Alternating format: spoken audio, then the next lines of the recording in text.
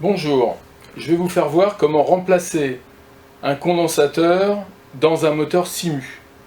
Donc en général, quand vous venez de retirer le moteur du tube, il apparaît tel quel, c'est-à-dire une roue ici que vous ne pouvez pas tourner, c'est elle qui en tournant entraîne votre tube de volet roulant, et une couronne ici qui elle a l'air de tourner dans le vide.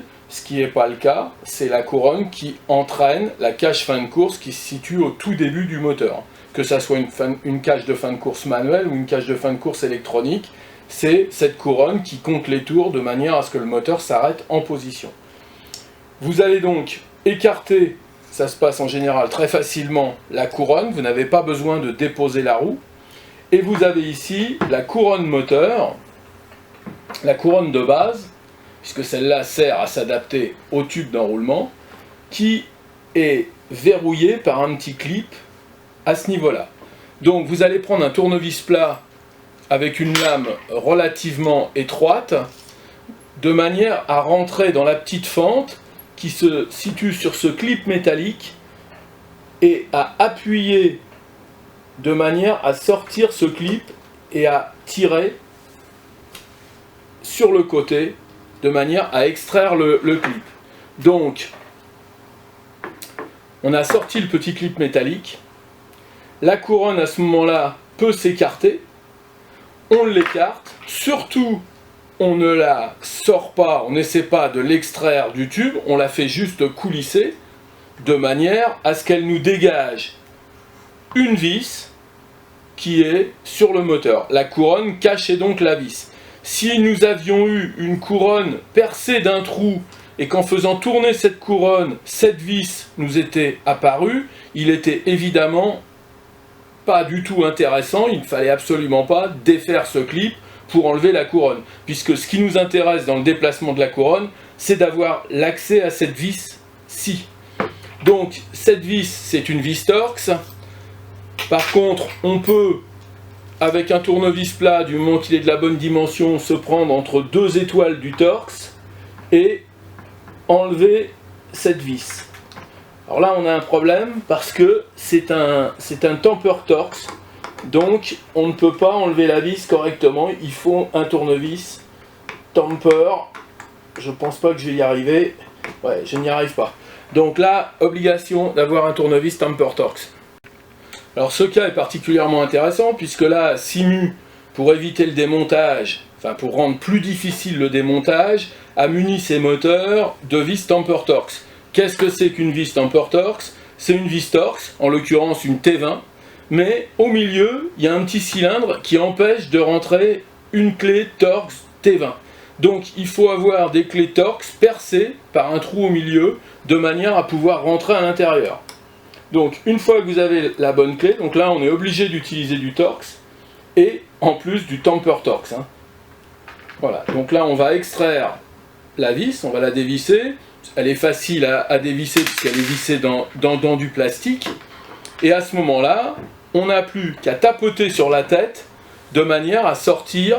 Alors je vais repousser un petit peu la couronne, de manière à sortir. Alors le Simu a une tête assez étroite, donc c'est pas facile. Bon, on peut taper sur les ergots métalliques qui sont très costauds, taper des deux côtés de manière à sortir la tête bien droite, qu'elle ne se mette pas en porte-à-faux à l'intérieur du fût moteur. Et voilà, là on peut dire qu'elle va être sortie. Donc là on va tirer et on va sortir la cage fin de course qui est ici, d'accord, et le condensateur qui est là. Donc on va s'apercevoir que le condensateur est entouré d'une mousse. Cette mousse a pour effet de bloquer un petit peu le condensateur à l'intérieur du fût, surtout qui ne batte pas à l'intérieur du fût qui va tourner. Et puis on aperçoit ici deux Cosfaston qui servent à connecter le condensateur. Et derrière, alors là on peut tirer largement, il y a du râpe de fil, donc on ne risque pas d'arracher les fils en tirant, de manière à le sortir largement du fût moteur. Et on va remarquer que le scotch ici emprisonne des fils mais il n'y a pas de connexion à l'intérieur. Il ne fait juste que faire un guidage de ces fils ici. Donc si vous pouvez récupérer les scotch, les mousses, c'est l'idéal pour refixer tout autour du nouveau condensateur. Donc quand vous allez enlever les mousses, vous allez vous apercevoir que sur le pourtour du condensateur, donc là je ne vais pas le faire, mais il y a des inscriptions. Donc vous allez trouver une inscription en microfarad qui va vous donner la valeur, la capacité du condensateur. Bon, c'est très important parce que les valeurs que nous donnons sur le site sont des valeurs à un instant T. Si votre moteur est très vieux, peut-être que pour le même couple, Simu utilisait à l'époque des condensateurs plus puissants. Donc l'idéal est de retrouver exactement la même valeur de condensateur. Si on n'a pas exactement la même valeur, on peut mettre une valeur légèrement supérieure. Et il faut également que le condensateur donc rentre dans son logement et ne soit pas trop long pour pouvoir rentrer dans le fût moteur. Bon, les condensateurs que nous vendons sur le site permettent de faire cette adaptation. Ils ont exactement les mêmes cosses. Donc vous réintroduisez les cosses Faston à l'intérieur, les cosses femelles à l'intérieur des cosses mâles.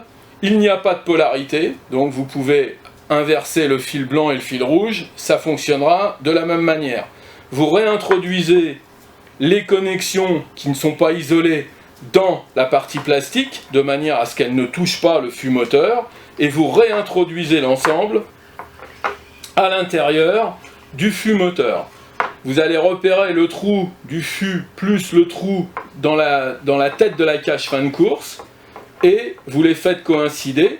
Vous avez d'ailleurs un détrompeur ici qui vous remet dans la bonne position, et nous allons réintroduire l'ensemble de la tête à sa place. Voilà, donc là on entend bien au bruit qu'on est embuté. Ça sonne.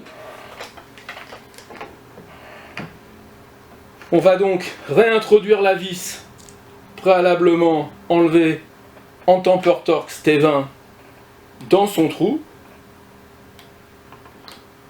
On va veiller à ce que la tête soit bien enfouie à l'intérieur du fût moteur. Il ne faut pas que cette tête, donc on va bien la serrer maintenant avec plus de couple comme ça, de manière à ce que la tête ne dépasse pas, puisque sinon elle abîmerait la couronne. Et on va refixer le petit clip dans la rainure mâle de la couronne moteur. Voilà. On va pouvoir réintroduire, on va chercher sur la couronne femelle, sur la couronne d'adaptation au tube, la rainure femelle. On va les mettre l'une en face de l'autre. Et voilà le moteur prêt à être réintroduit dans votre tube d'enroulement.